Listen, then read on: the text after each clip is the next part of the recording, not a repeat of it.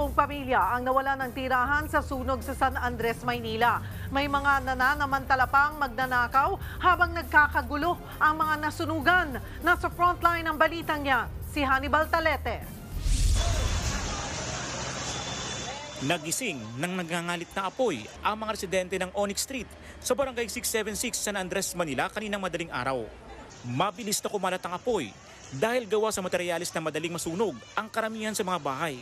Ang ilang residente, halos walang naisalbang gamit sa pagmamadaling lumikas. Umpisa ko na siya kong anak, tapos yung iba kong anak mga tulog na.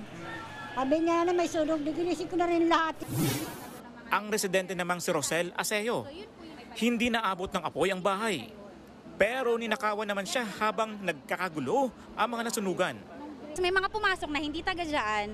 Hindi po kami nasunugan, pero po pinasok po ng mga magnanakaw yung bahay. Yun sa wallet po ng papa ko is 11,000 po iyon.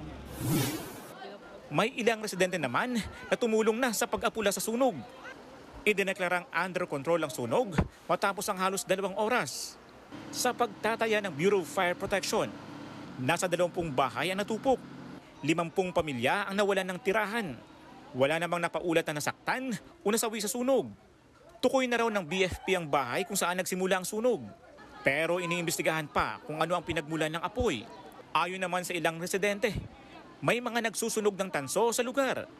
Posibleng yan daw ang naging mitsa ng mas malawak na sunog sa kanilang barangay.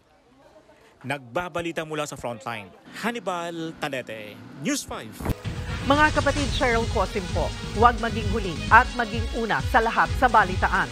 Para sa tuloy-tuloy na talakayan sa Frontline, mag-follow at mag-subscribe sa social media pages ng News 5.